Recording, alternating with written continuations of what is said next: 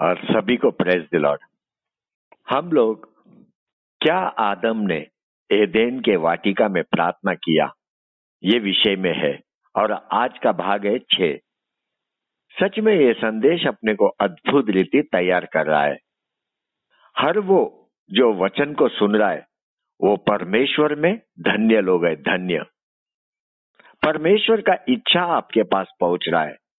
परमेश्वर का आत्मा आपसे बातचीत कर रहा है। परमेश्वर का इच्छा कि तेरा जीवन प्रार्थना से भरा हुआ जीवन होना चाहिए। प्रार्थना के द्वारा तेरा जीवन बनना चाहिए, क्योंकि प्रार्थना में सामर्थ्य है, प्रार्थना में उत्तर है, प्रार्थना में तू प्रभु यीशु क्रिस्त से जुड़ जाता है। अगर एक मनुष्य के अंदर कोई अच्छा स्वभाव देखने को मिलता है, वो है प्रार्थना का जीवन। अपन ने देखा कि एदेन के वाटिका में आदम और ईव ने प्रार्थना नहीं किया। उन्होंने अपने जीवन में महत्वपूर्ण भाग को खो दिया। प्रार्थना का स्वभाव उनके अंदर अपने को देखने को नहीं मिला। कलीसिया, हम लोग सब लोग मिलके यहाँ पे एक प्रश्न बनाते हैं। एदेन के वाटिका में परमेश्वर स्वयं आदम और ईव के साथ है, फिर इन्होंने पाप क्यों किया? इन्होंने पाप क्यों किया? अपना सबको मालूम है, आदम और ईव ने परमेश्वर का आज्ञा को भंग किया। परमेश्वर ने उनको बोला था कि तुम अच्छे बुरे पेड़ का फल मत खाना। अगर वहां पे आदम ने प्रार्थना किया होता, वो परमेश्वर का इच्छा में बने रहता, वो परमेश्वर का आज्ञा का पालन करता। परमेश्वर का इच्छा कि आदम अच्छे बुरे पेड़ का फल ना खाए। अभी ये आज्ञा पालन करने के लिए प्रार्थना का बहुत जरूरी था। अच्छे बुरे पेड़ पे मात करने के लिए प्रार्थना का बहुत जरूरत था। आदम को प्रार्थना का जरूरत था। वहां पे अगर आदम प्रार्थना करता ना, परमेश्वर का आत्मा उसको मदद करता। परमेश्वर का आत्मा उसको पेड़ के तरफ जाने नहीं देता, उसको उस अच्छे बुरे पेड़ से दूर रखता। आज अगर अपन देखेगा, विश्वासी का जीवन में यही समस्या है। विश्वासी को प्रार्थना नहीं करना है, केवल दूसरे के विषय में बातचीत करना है। दूसरे के विषय के बात में उनको रुचि ज्यादा है। इस समय में अपन आदम का गलतियों के विषय में बात कर रहा है। देखो, दूसरे का गलती के विषय में बात करके अपना जीवन कभी बनेगा नहीं। अगर अपना जीवन बनना है तो वो मार्ग है केवल प्रार्थना, प्रार्थना, प्रार्थना। हर एक पृथ्वी का मनुष्य जाति के लिए प्रकटीकरण का किताब 21 का 8, ये वचन हर एक मनुष्य जाति के लिए है। एक बार पढ़िए, प्रकटीकरण 21 का 8, रेवलेशन 21:8 वर्स। परंतु डरपोकों और अविश्वासियों और घिनौनों और हत्यारों और व्यभिचारियों और टोनों और मूर्ति पूजकों और सब झूठों का भाग उस झील में मिलेगा जो आग और गंधक से जलती रहती है। ये दूसरी मृत्यु है। देखो, प्रकटीकरण का किताब अपने को क्या बताता है? पर डरपोकों, ध्यान से सुनना, पर डरपोकों और अविश्वासियों और घिनौनों और हत्यारों और व्यभिचारियों और टोनों और मूर्ति पूजकों और सब झूठों का भाग उस झील में मिलेगा जो आग और गंधरस से जलती रहती है। यह दूसरी मृत्यु है। ये वचन अपने को बताता है, स्वभाव को बताता है, स्वभाव को।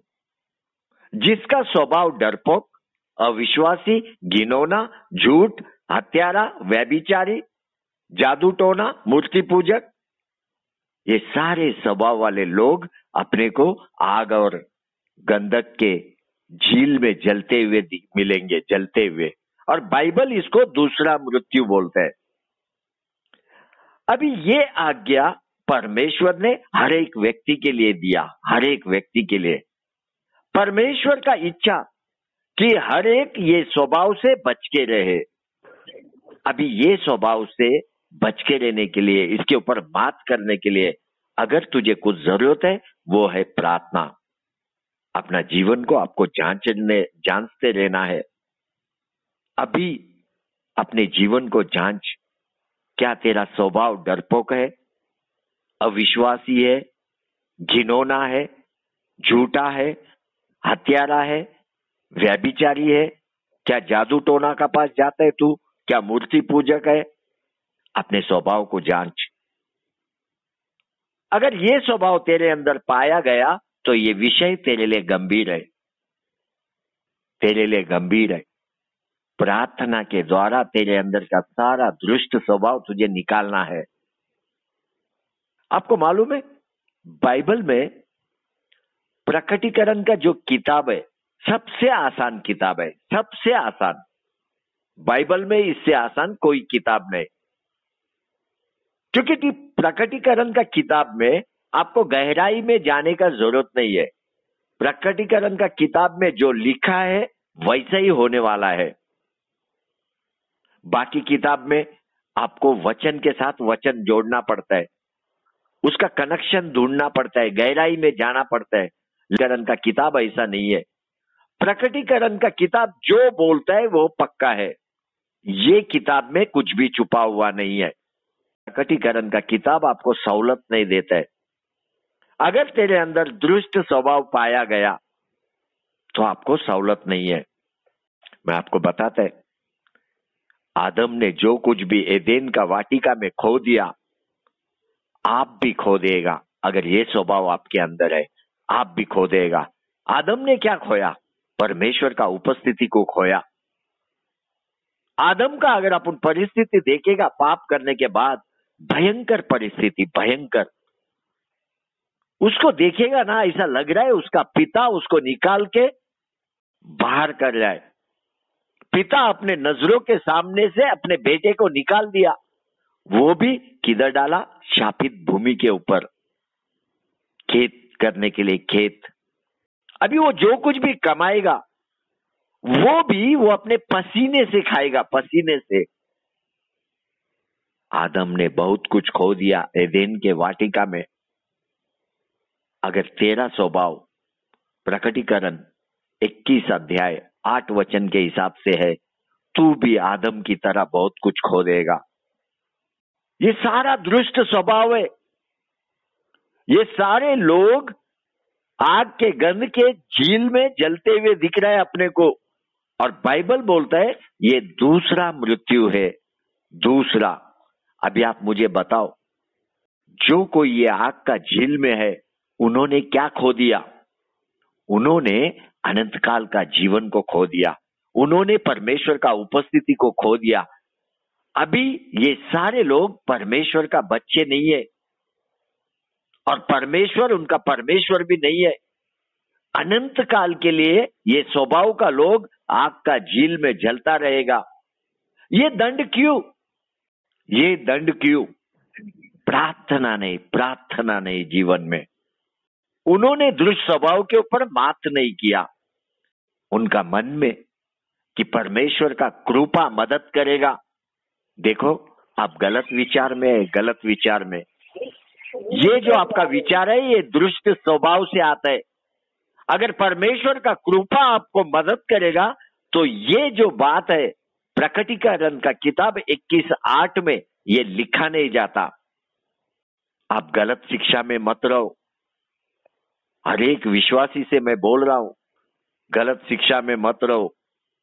बिना प्रार्थना का दुष्ट स्वभाव के ऊपर आप मात नहीं कर सकते। प्रार्थना हर जीवन का शैली में बहुत जरूरी है। अगर अपन एदेन का वाटिका में देखेगा, परमेश्वर स्वयं आदम ईव के साथ है, फिर भी दुष्ट ने उनका मन का ताबा लिया, उनको अशुद्ध किया। क्या परमेश्वर ने आदम ईव को क्षमा किया? नहीं, क्षमा नहीं किया। उनको वाटिका से निकाल के शापित भूमि के ऊपर डाला। अभी ये शापित भूमि के ऊपर आदम ईव को अपने आप को साबित करना है, अपने आप को परमेश्वर में ग्रहण योग्य बनाना है। अगर ये लोग अपने आप को साबित नहीं किया, क्या होएगा? दूसरा मौत इनके ऊपर आएगा, दूसरा मौत। और दूसरा मौत क्या है? प्रकटीकरण का किताब 21 अध्याय 8 वचन इनको लागू होएगा। अभी आप मेरे को पूछ सकता है, ब्रदर बोयाज, आदम और ईव ने एदेन का वाटिका में पाप किया, लेकिन परमेश्वर ने इनको मौत से बचाया। अच्छा प्रश्न किया आप। हाँ, मेरा परमेश्वर ने इनको मौत से बचाया, लेकिन ये पहला मौत था, पहला, ये दूसरा नहीं है। तू भी पहला मौत से बचाया गया। जब तूने प्रभु यीशु क्रिस्त में विश्वास किया, बपतिस्मा लिया, उसी टाइम पे तू पहला मौत से बचाया गया। अभी ये तेरा जिम्मेदारी है, दूसरे मौत से तू बच। तेरा जिम्मेदारी है, अपने परमेश्वर का भय मान, परमेश्वर के इच्छा में चल, हर दिन अपने आप को साबित कर, ग्रहण योग्य बन। जीवन इस तरह जी कि तू केवल परमेश्वर के साथ अनंत काल के लिए रहे, ऐसा जीवन जी। ये जो प्रकटीकरण का वचन है 21 का 8, ये तेरे जीवन के लिए लागू नहीं होना चाहिए, क्योंकि ये दूसरा मौत है, दूसरा।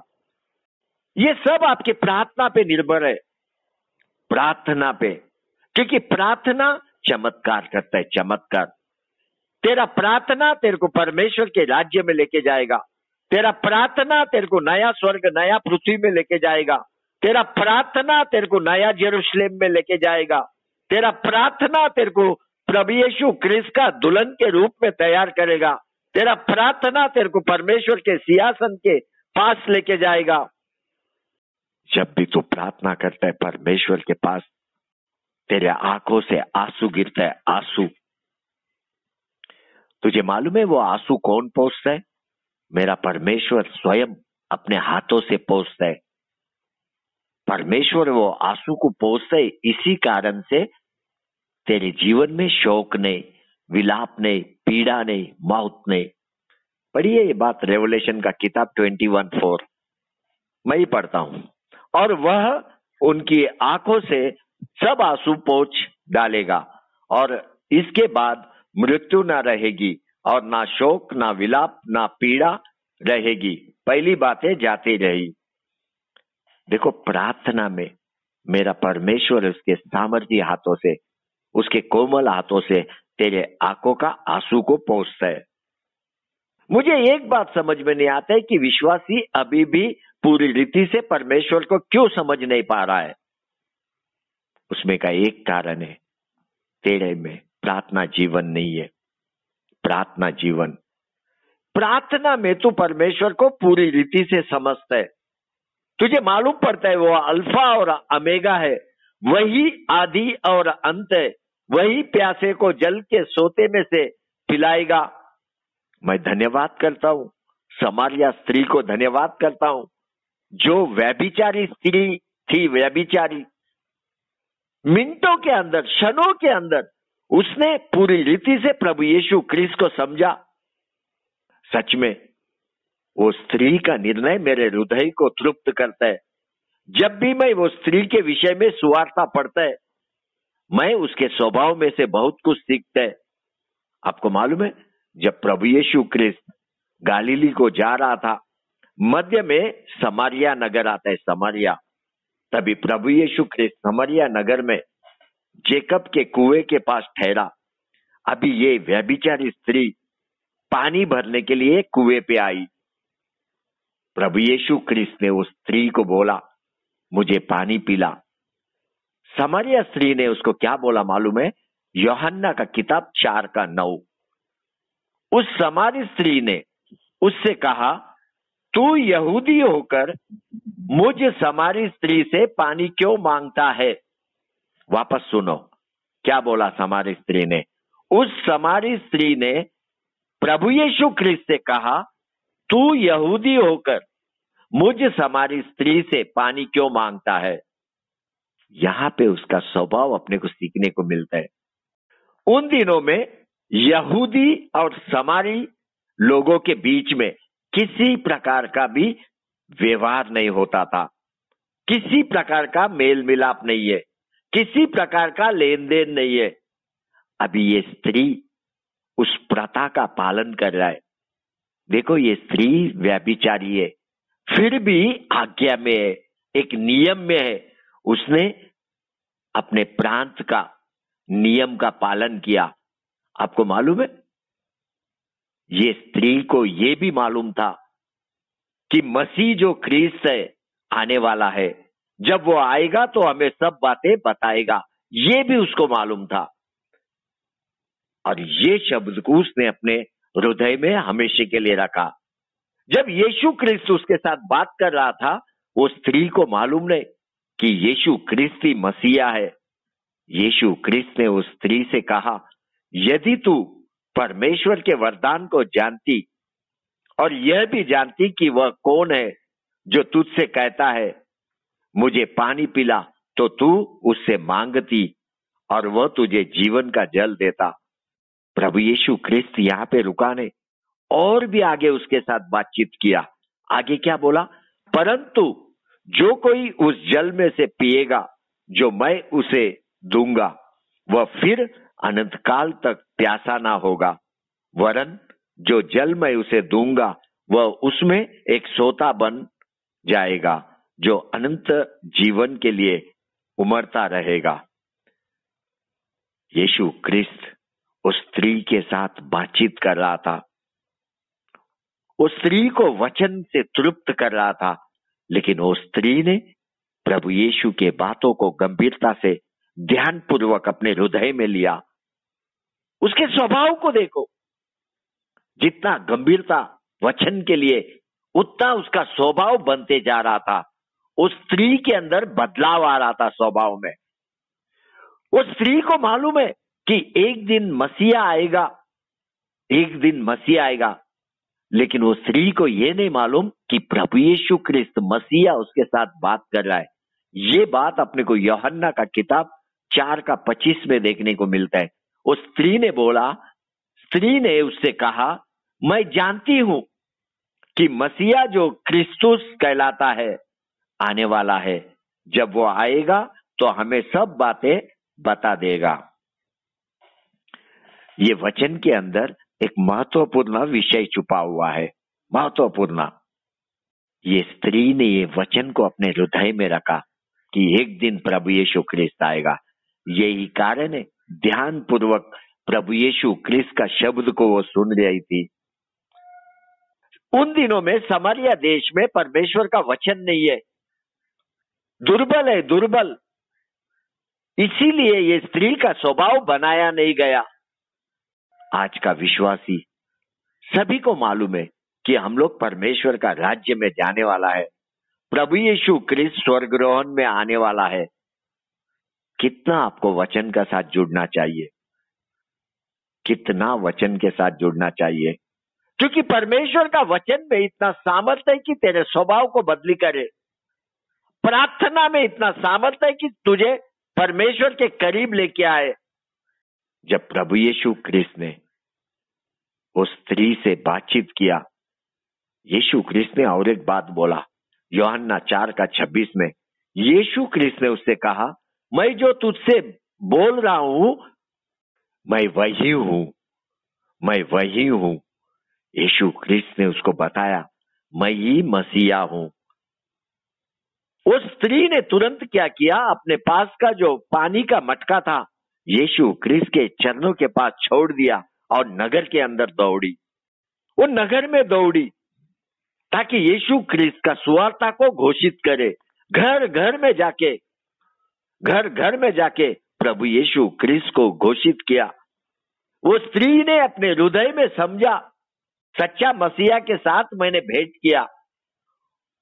उसको समझ में आया कि प्रभु यीशु ही मार्ग, सत्य और जीवन है। वो नगर में दौड़ी, नगर में हर एक घर घर का लोगों को उसने प्रभु यीशु ख्रीस्त के पास लेके आया। अभी ये स्त्री का स्वभाव, ये व्यभिचारी स्त्री का स्वभाव प्रेम से भरा हुआ। सच में इसके स्वभाव को मैं प्रेम करता है। ये स्त्री ने प्रभु यीशु ख्रीस्त को समझने के लिए ज्यादा समय नहीं लिया, ज्यादा समय नहीं लिया। अगर आज तेरा स्वभाव प्रार्थना का स्वभाव है ना, मैं तुझे बताता है, तू जल्दी से पूरी रीति से प्रभु यीशु क्रिस्त को समझेगा। जल्दी से जिस प्रकार प्रभु यीशु क्रिस्त ने वो स्त्री के साथ बातचीत किया, उसी प्रकार तेरे साथ प्रार्थना में बातचीत करेगा। प्रार्थना तुझे नगर में दौड़ने को लगाएगा, परमेश्वर के शब्द को पहुंचाने को लगाएगा। तेरा प्रार्थना के द्वारा कई लोग प्रभु यीशु क्रिस्त में विश्वास करेगा। प्रार्थना में हम लोग प्रभु यीशु में जुड़ जाता है, प्रभु यीशु में, और प्रभु यीशु क्रिस्त का प्रेम अपने को रूपांतर करता है, प्रेम से भर देता है। और वही प्रेम जो अपने अंदर प्रभु यीशु क्रिस्त ने डाला, वो प्रेम को लेके अपन दौड़ता है दूसरे के पास, बांटने के लिए दौड़ता है, बांटने के लिए अपना जीवन बनाया जाता है, पवित्र आत्मा के द्वारा बनाया जाता है। वो अपने अंदर जीवन का पानी उंडेलेगा, जीवन का पानी, उसकी भलाई अपने अंदर उमड़ के बहने लगेगा, उसका वाचा अपने जीवन में अमल में आएगा, दिखाई देगा, उसका उद्धार जो मुफ्त में अपन लेके दूसरे तक दौड़ेगा उनका उद्धार करने के लिए। देखो, प्रार्थना में ज्यादा आपको ठहरे रहने का जरूरत नहीं है, परमेश्वर के उपस्थिति में पहुंचने के लिए। सच्चे मन का प्रार्थना आपको तुरंत परमेश्वर का उपस्थिति में लेके जाता है। प्रार्थना में तेरे को एक नया जीवन मिलता है, प्रभु यीशु क्रिस्त में नया जीवन। तू केवल सत्य को बोलता है और आजादी का जीवन को अनुभव करता है। समारिया स्त्री ने प्रभु में आनंद किया, प्रभु में, प्रभु यीशु क्रिस्त का कृपा, प्रभु यीशु क्रिस्त का उपस्थिति को उसने अनुभव किया, वो तृप्त भी हो गई। आत्मा में वो स्त्री ने सच्चे मन से प्रभु का स्तुति, आराधना, प्रार्थना किया। बच्चों, अपने आप को सुधार लो। मुझे मालूम है पृथ्वी पे अगर सबसे कठिन कोई काम है वो है प्रार्थना, लेकिन केवल प्रार्थना में नामुमकिन मुमकिन में बदलता है। स्वर्ग में भी प्रार्थना किया जाता है, प्रार्थना स्वर्ग में लगातार 24 आवर्स स्तुति किया जाता है। जब प्रभु यीशु क्रिस्त का शिष्य यूहन्ना दर्शन में स्वर्ग में गया, उसने क्या देखा? परमेश्वर का सिंहासन को देखा। इसका मतलब यूहन्ना परमेश्वर के सिंहासन के कमरे में गया। वहां पे उसने देखा कि परमेश्वर अपने सिंहासन पे बैठा है। परमेश्वर के दाएं हाथ में एक किताब है और वो किताब लेने के लिए वध किया हुआ मेमना आया, वध किया हुआ मेमना। और वहां पे 4 प्राणी थे और 24 प्राचीन लोग थे। जैसा ही वध किया हुआ मेमना वहां पे आया, सभी मुंह के बल गिरे, उन्होंने प्रार्थना किया, प्रार्थना। प्रकटीकरण का किताब 5:8। और जब उसने पुस्तक ले ली तो वे 4 प्राणी और 24 प्राचीन उस मेमने के सामने गिर पड़े और हरेक के हाथ में वीणा और धूप से भरे हुए सोने के कटोरे थे। ये तो पवित्र लोगों की प्रार्थनाएं है, ये तो पवित्र लोगों की प्रार्थनाएं है। देखो, ये 24 प्राचीन को देखो, वे परमेश्वर के सामने स्वर्ग में मुंह के बल गिरा, स्वर्ग में वो लोग प्रार्थना कर रहा है। प्रार्थना क्यों? कलीसिया, ये प्रश्नों को लेके गंभीर हो जा, गंभीर। स्वर्ग में वो लोग क्यों प्रार्थना कर रहा है? स्वर्ग में 24 आवर्स वे लोग स्तुति आराधना क्यों कर रहा है? ध्यान से सुन, वे लोग परमेश्वर के उपस्थिति में है, परमेश्वर का उपस्थिति में।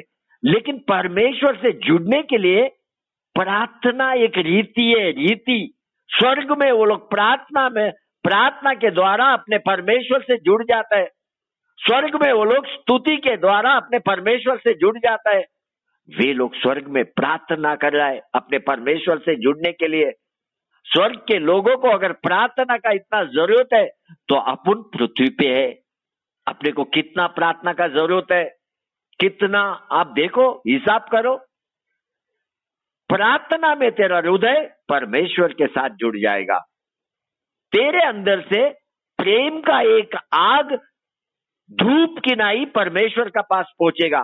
और ये दैविक आ गए, दैविक प्रेम का जो आ गए ना, ये दैविक है। ये धूप की तरह परमेश्वर के पास पहुंचता है। तेरा हृदय, तेरा आत्मा परमेश्वर के आत्मा से जुड़ जाता है। कुछ तो भी आत्मीय बातें तेरे अंदर होने लगता है। ये बातें अपन समझा नहीं सकता है, सिखा नहीं सकता है, लेकिन अनुभव कर सकता है। अनुभव। पहला सीढ़ी प्रार्थना में, परमेश्वर के भय के साथ प्रार्थना में आ, अब प्रार्थना में ज्ञान को मांग। दूसरा सीढ़ी परमेश्वर में ठहरे रहे, और जब तू परमेश्वर में ठहरे रहता है, अपने सारे पापों को स्वीकार कर, तभी तू परमेश्वर का आत्मा से भर जाएगा।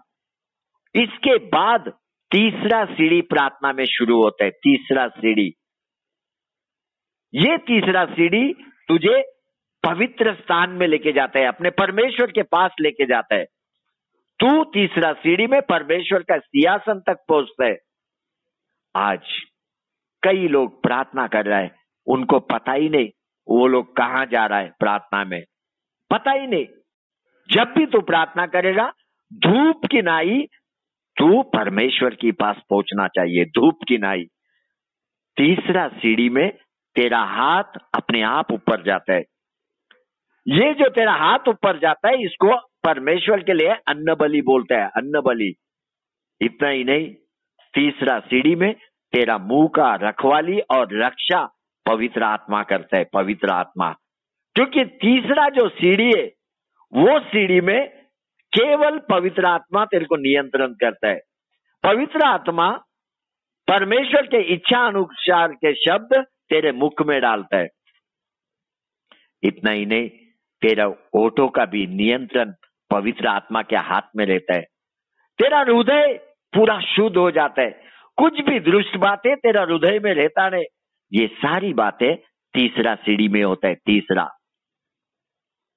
तीसरा सीढ़ी में पूरी तरह से तेरा नियंत्रण पवित्र आत्मा के हाथ में रहता है। यही कारण है दावीद प्रार्थना में रोता था। दावीद बोलता था प्रार्थना में, मेरी प्रार्थना तेरे सामने सुगंध धूप की नाई पहुंचे, और मेरा हाथ फैलाना संध्या काल का अन्न बलि ठहरे। ये बात आपको भजन संहिता 141 2 वचन में मिलेगा। स्लाम्स 141:2। मेरी प्रार्थना तेरे सामने सुगंध धूप की नाई पहुंचे, और मेरा हाथ फैलाना संध्या काल का अन्न बलि ठहरे। दावीद विनती कर रहा है परमेश्वर से, विनती, मेरा प्रार्थना को धूप की तरह स्वीकार कर। क्योंकि ये तीसरा जो सीढ़ी है दावीद के हाथ में नहीं है, तीसरा सीढ़ी पवित्र आत्मा के हाथ में है। दावीद के हाथ में अगर कुछ है, वो है पहला सीढ़ी और दूसरा सीढ़ी। ये तुझ पर निर्भर है। पहला सीढ़ी, दूसरा सीढ़ी तुझ पर निर्भर है। पहला सीढ़ी में तू प्रार्थना कर या मत कर, तू परमेश्वर का भय मान या मत मान, तू परमेश्वर से ज्ञान को मांग या मत मांग, तू परमेश्वर में ठहरे रहे या मत ठहरे रहे, तू परमेश्वर के सामने पश्चाताप कर या मत कर, तू परमेश्वर से दया का भीख मांग या मत मांग। यहां तक तेरे हाथ में है, यहां तक। लेकिन तीसरा सीढ़ी केवल परमेश्वर के हाथ, आत्मा के हाथ में है। परमेश्वर का आत्मा तीसरा सीढ़ी में पूरी रीति से तेरा नियंत्रण को ले लेता है। पहला 2 सीढ़ी अगर तू पूरा करेगा, परमेश्वर का आत्मा तेरे ऊपर उतरेगा और तेरा आत्मा को परमेश्वर के आत्मा के साथ जोड़ देगा। आपको मालूम है, जब याजक धूप बलि जलाता था ना, धूप बलि ना परमेश्वर को भेंट चढ़ाता था, उस समय में पूरा सभा बाहर खड़ा रह के प्रार्थना करता था। प्रार्थना अभी क्यों प्रार्थना करता था? ताकि वो धूप जो बलि है वो परमेश्वर तक पहुंचे। देखो, आपका प्रार्थना आपके चारों तरफ स्वर्गीय वातावरण को लेके आता है, और जैसे ही वातावरण स्वर्गीय बनता है, देवदूत आके आपके बाजू में खड़ा होता है। वो देवदूत तेरा प्रार्थना धूप की नाई स्वर्ग में लेके जाने को तैयार है। आपको मालूम है जकैयास, बाइबल में जकैयास यूहन्ना बपतिस्मा का पिता। जब वो धूप जला रहा था, बाहर सारी मंडली प्रार्थना कर रहे थे, प्रार्थना। तब प्रभु का एक स्वर्गदूत धूप की वेदी की दाहिनी ओर खड़ा हुआ, उसको दिखाई दिया। अब ये बात आपको लूक 1:10-11 में मिलेगा, 10 और 11। और धूप जलाने के समय लोगों की सारी मंडली बाहर प्रार्थना कर रही थी कि प्रभु का एक स्वर्गदूत धूप की वेदी की दाहिनी ओर खड़ा हुआ, उसको दिखाई दिया। एक बड़ा सभा बाहर प्रार्थना कर रहा है, प्रार्थना, और देवदूत प्रार्थना का उत्तर लेके खड़ा है। बाइबल बोलता है जकरियास ने देवदूत को देखा, जैसा ही उसने देवदूत को देखा वो डर के मुंह के बल गिर गया। देखो, तेरा प्रार्थना स्वर्ग को नीचे लेके आता है, लेकिन ये सत्य से कई विश्वासी आज दूर है। कई विश्वासी, मैं आपको बोलता है, अपना प्रार्थना में ईमानदार बन। कभी भी तेरा ठहराए हुए प्रार्थना का समय को चूक मत, क्योंकि तेरे ठहराए हुए समय में परमेश्वर को आदर है। मैं बोलता हूं, हर दिन प्रार्थना का अभ्यास कर। हर दिन तू अभ्यास करेगा ना, एक दिन तू तीसरा सीढ़ी का अनुभव करेगा। इतना ही नहीं, तू अपने पास देवदूत को खड़ा हुआ देखेगा, वो भी देवदूत के हाथ में तेरा प्रार्थना का उत्तर रहेगा। आज तक हर एक विश्वासी प्रार्थना में खाली पृथ्वी का चमत्कार को देखा, पृथ्वी पर का चमत्कार को। तुझे प्रार्थना में अपने आंखों से स्वर्ग का देवदूत को देखना है, वो भी उत्तर लेके तेरे बगल में खड़ा। ये एक अलग अनुभव है। और जिस दिन ये अनुभव को तू करेगा ना, तेरा विश्वास आकाश का इतना ऊंचा हो जाएगा, आकाश का इतना ऊंचा। तू हमेशा चाहेगा कि परमेश्वर के दूतों से भेंट करे। मैंने आपको बोला 2022 में कई लोग देवदूत को देखने वाले हैं, कई लोग अपने खुले आंखों से, और उसमें से तू भी है। तू देवदूत को देखेगा प्रार्थना में, तू दर्शन में तू देवदूत को देखेगा, स्वप्न में तू देवदूत को देखेगा। केवल अपना प्रार्थना जीवन शैली को सुधार। आदम और ईव ने एदेन के वाटिका में प्रार्थना नहीं किया, लेकिन स्वर्ग में देखेगा तो 24 प्राचीन प्रार्थना कर रहा है, वो 4 प्राणी प्रार्थना कर रहा है। स्वर्ग में वे लोग परमेश्वर के उपस्थिति में प्रार्थना के द्वारा परमेश्वर से जुड़ रहा है। देखो, प्रार्थना परमेश्वर को प्रसन्न करता है। प्रार्थना परमेश्वर को प्रसन्न करता है। दुष्ट लोगों के बलिदान से यहोवा गुनाह करता है, गुनाह। नीति वचन 15:8 में ये बात लिखा है। दुष्ट लोगों के बलिदान से यहोवा गुनाह करता है, परंतु वह सीधे लोगों की प्रार्थना से प्रसन्न होता है। अगर तेरा प्रार्थना से परमेश्वर प्रसन्न हुआ, इसका अर्थ है तू उसके सामर्थ्य से भर जाएगा। कोई दुष्ट स्वभाव तेरे अंदर नहीं आएगा। इतना ही नहीं, तेरे करीब दुष्ट स्वभाव का व्यक्ति भी नहीं आ सकता है, क्योंकि तेरे अंदर से एक सामर्थ्य निकलने लगता है। जब परमेश्वर का सामर्थ्य तुझ पे उतरता है ना, तेरे अंदर से एक करंट पास होता है, करंट। एक बार कंपनी में मैं कंप्यूटर पे अपना काम कर रहा था, अचानक पीछे से एक व्यक्ति ने मेरे को छुआ। तुरंत उसको इतना जोर से शॉक लगा, वो दूर तक चला गया। वो आके मेरे को पूछता है, अरे क्या हुआ? मेरे को समझ में आया मेरे अंदर से कुछ सामर्थ्य बाहर गया करके। उसने मेरे को पूछा, अरे शॉक क्यों लगा? उसके अंदर कुछ दुष्ट बातें होगा, दुष्ट। उसने मुझे छुआ, उसको शॉक लगा जोर से। आज भी बाजार में जब मैं चलता है ना, कुछ लोग मेरे सामने से दूर चले जाता है, क्योंकि ये दुष्ट आत्मा से जकड़े हुए लोग हैं। इनके अंदर दुष्ट स्वभाव है। ये लोग आपके सामर्थ्य के सामने खड़ा नहीं रह सकते। वे लोग आपको जगह देगा जाने के लिए। प्रार्थना में इतना सामर्थ्य है। मेरा परमेश्वर चाहता है पृथ्वी पर का हर एक व्यक्ति अपने अपने स्थान में अपने पवित्र हाथ को उठा के प्रार्थना करे। और जब प्रार्थना करे तो उनके अंदर क्रोध नहीं होना चाहिए। आज कई विश्वासी क्रोध में प्रार्थना कर रहा है, क्रोध में। बिना क्रोध का प्रार्थना तुझे करना है, बिना क्रोध का। कोई आपको मालूम है क्रोध क्यों है आपके अंदर? प्रार्थना का घटी होने की वजह से तेरे अंदर क्रोध है। अगर तू प्रार्थना करेगा तेरा क्रोध चला जाएगा। प्रार्थना में इतना सामर्थ्य है। आपको मालूम है समुद्र का लहरें ऊंचा ऊंचा उठता है। कभी देखा समुद्र के किनारे में खड़ा रह के?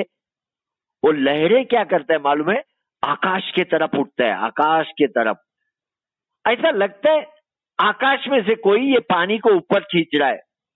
आप जाके खड़ा के देखो समुद्र का किनारे में, बंबई में, आराम से देखते रहो। वो लहरें क्या करता है? आकाश के तरफ उठता है, आकाश के तरफ, वापस नीचे गिर जाता है, वापस उठता है। आकाश में से कोई तो ये पानी को ऊपर खींचता है। अगर ये लहरों को अपन देखेगा ना, एक अलग ही आवाज करके आता है, अलग आवाज। ऐसा लगता है किसी के बीच में और समुद्र के बीच में युद्ध चालू है, युद्ध, एक आत्मीय युद्ध। कोई तो पानी को ऊपर खींच रहा है।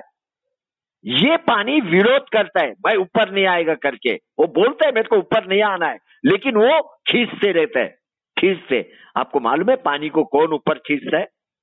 चंद्रमा। चंद्रमा, चंद्रमा अपने तरफ वो पानी को खींचता है। तभी समुद्र के अंदर लहरें तैयार होता है, लहरें। विशेष करके नया चांद का दिन, पूर्णिमा का दिन, ये लहरें ज्यादा ऊंचाई पे उठता है। ये महीने में 2 बार होता है, ज्यादा ऊंचा उठता है ये लोग, क्योंकि एक गुरु आकर्षण है चंद्रमा में जो पानी को ऊपर खींचने का शक्ति रखता है। वो समुद्र का पानी को हमेशा ऊपर खींचते रहता है। अगर एक चंद्रमा पानी को अपने तरफ खींच सकता है, आप सोचो अगर आप प्रार्थना में बैठा है, आपका स्वर्गीय वातावरण आपको कितना स्वर्ग की तरफ खींचेगा। केवल आपको खींचेगा नहीं, आपको स्वर्ग में परमेश्वर के सामने लेके आके बिठाएगा। तू अपने परमेश्वर के सिंहासन के सामने बैठा हुआ पाएगा। कुछ साल पहला मैं स्वर्ग में जाके आया। मैंने प्रभु यीशु क्रिस्त को देखा आत्मा में, आत्मा में। मैंने अब्बा पिता को भी देखा। प्रभु यीशु क्रिस्त खड़ा है, अब्बा पिता खड़ा है, दोनों के बीच में एक मेज है। मेज के ऊपर थाली के अंदर लहू रखा हुआ था और प्रभु यीशु क्रिस्त मेरे तरफ देख रहा था, लेकिन अब्बा पिता मेरे तरफ नहीं देख रहा था। लेकिन कुछ ही क्षण के बाद प्रभु यीशु क्रिस्त ने पिता की तरफ देखा। दोनों में कुछ बातचीत हुआ। दोनों में बातचीत होने के बाद अब्बा पिता ने प्रथम मेज के ऊपर रखा हुआ थाली के अंदर का लहू को देखा, प्रभु यीशु क्रिस्त का लहू को देखा। उसके बाद मुझे देखा। इसका मतलब अब्बा पिता आपको केवल प्रभु यीशु क्रिस्त का लहू में स्वीकार करता है। ये दर्शन मैं प्रार्थना के कारण नहीं देखा, मैं आपको बताता है, ये मेरा प्रभु यीशु क्रिस्त का अनुग्रह है, अनुग्रह। प्रार्थना का और मेरा स्वर्ग में जाने का, ये दोनों के बीच में कोई संबंध नहीं।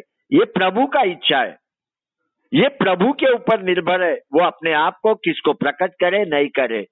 तू प्रार्थना करना शुरू कर, स्वर्गीय चमत्कार को देखने लगेगा अपने जीवन में। स्वर्गीय, पृथ्वी का चमत्कार बहुत देख लिया तूने, अभी आशा कर स्वर्गीय चमत्कार देखने का, आशा कर स्वर्गीय चमत्कार। प्रार्थना एक सामर्थ्य हथियार है विश्वासी के लिए। हमेशा ये हथियार का उपयोग करने को सीख। हर बात में ये हथियार का उपयोग कर, सारी जरूरत में ये हथियार का उपयोग कर। तेरे कष्ट में, संकट में, दरिद्रता में, नौकरी में हथियार का उपयोग कर। तेरे विवाह में हथियार का उपयोग कर। तेरे बीमारी में यह हथियार का उपयोग कर। हमेशा तैयार ये हथियार को लेके।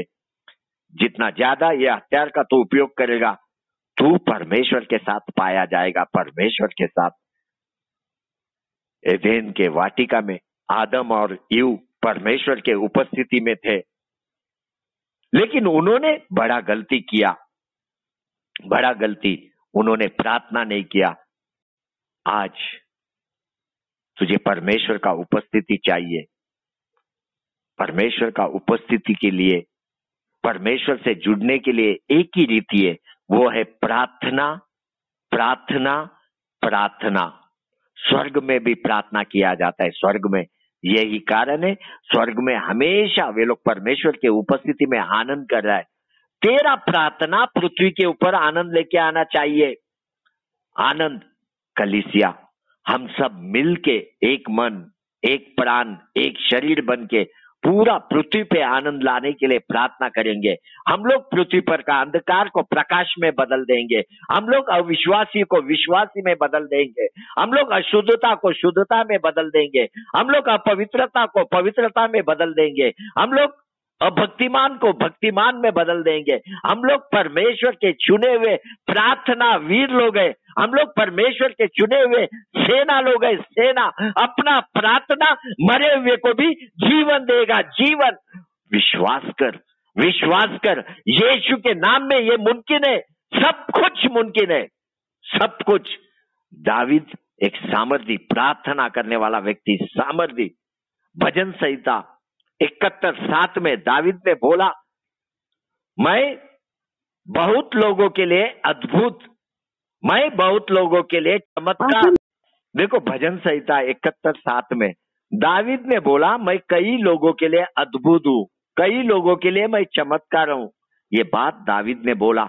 दावीद पुराना नियम में रह के इतना बड़ा बात बोल सकते हैं। आप और मैं नया नियम में, प्रार्थना तेरे को दुनिया के लिए अद्भुत बनाएगा। प्रार्थना तेरे को लोगों के लिए चमत्कार बनाएगा। तू एक चमत्कार बनेगा, लोगों के लिए चमत्कार। भजन संहिता 71:7 मैं पढ़ता हूं, यहाँ पे वचन रोकेगा, आगे अपन प्रार्थना में चलेगा। मैं बहुतों के लिए चमत्कार बना हूं, परंतु तू मेरा दृढ़ शरण है। आमीन, आमीन, आमीन।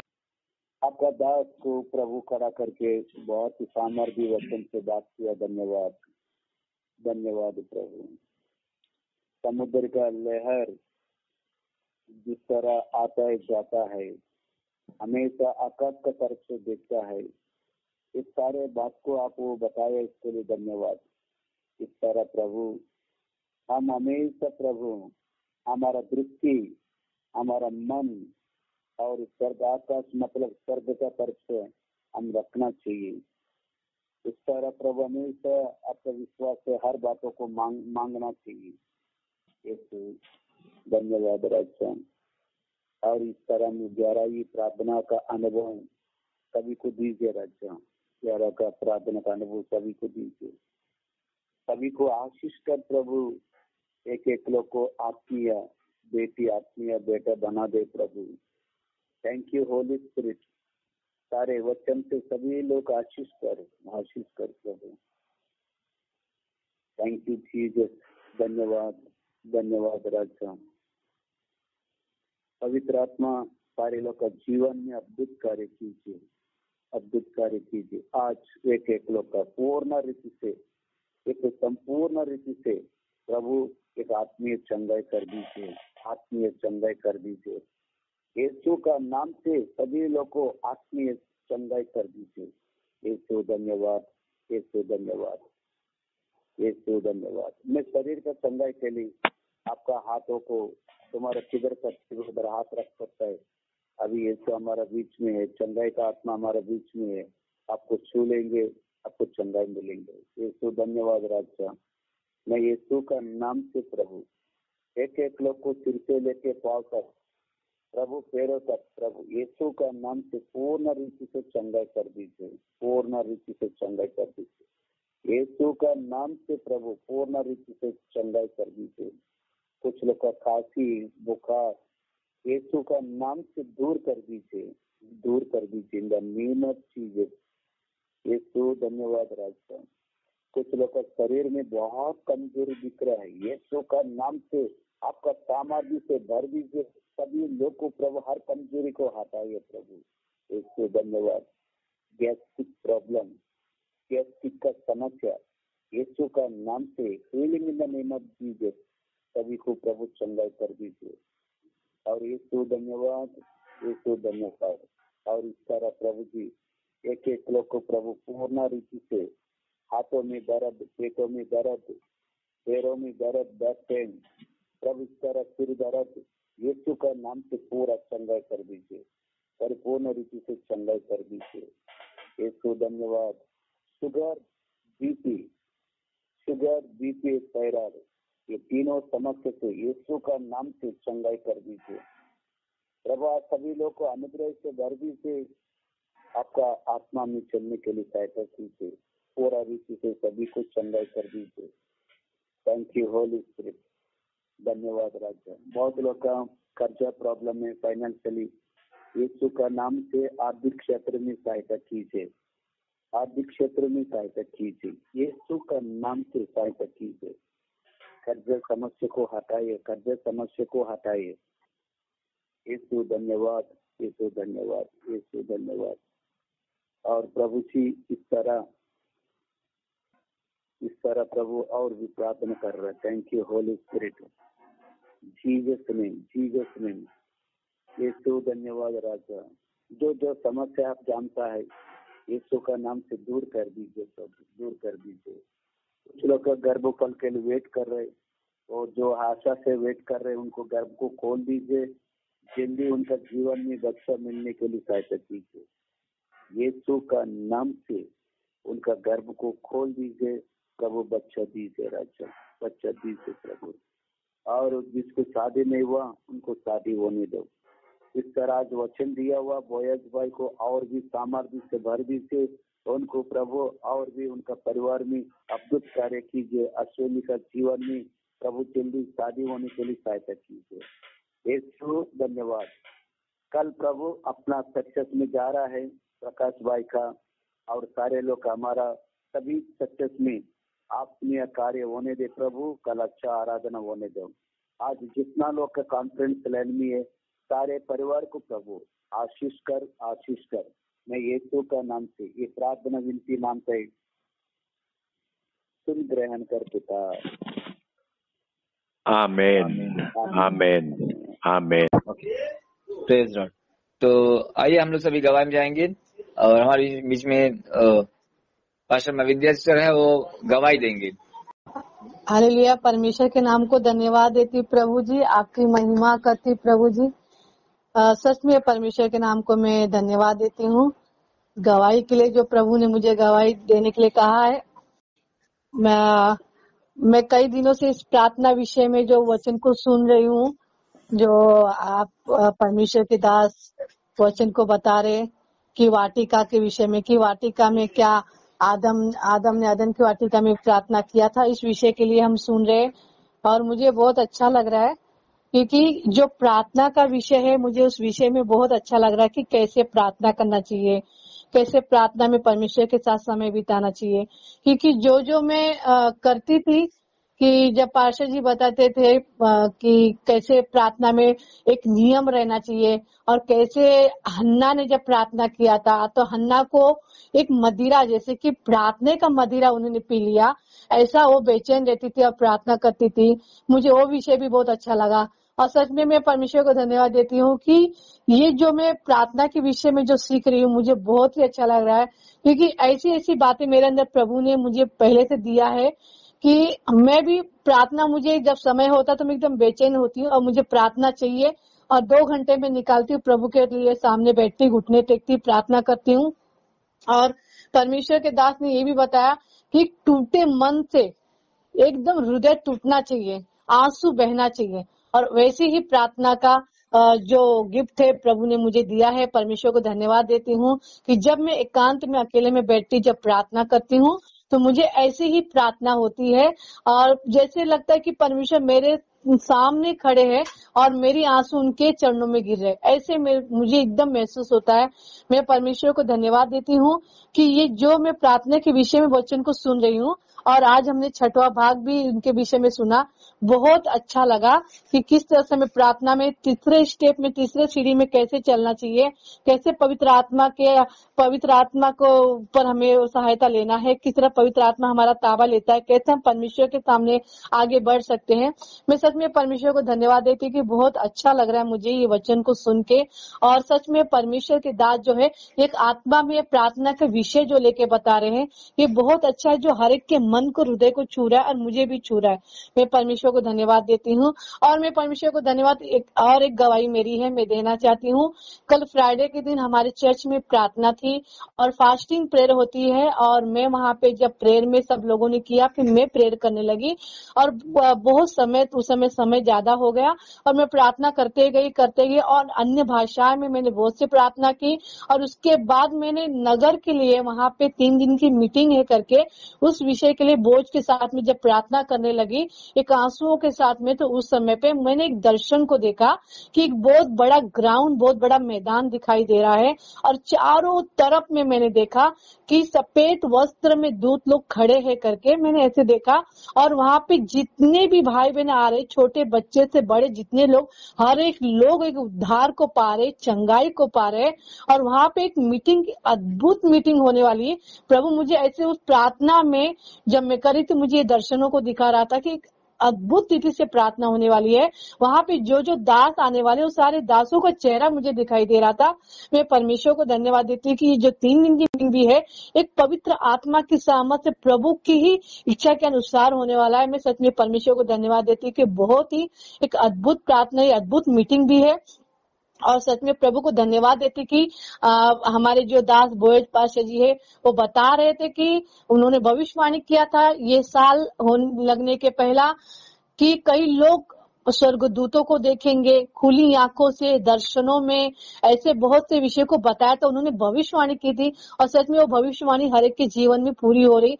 और मैंने अपने जीवन में भी देखा और प्रार्थना में ये सारे दर्शनों को देखा। मैं सच में परमेश्वर को धन्यवाद देती हूँ कि बहुत अच्छा परमेश्वर ने मुझे दर्शन भी दिखाया और पवित्र आत्मा परमेश्वर चला रहे और दास के वचनों के द्वारा और सभी लोगों को मजबूत कर रहे। इसलिए मैं परमेश्वर को धन्यवाद देती हूँ और एक छोटी सी गवाही परमेश्वर मेरी आशीष करे। आमीन।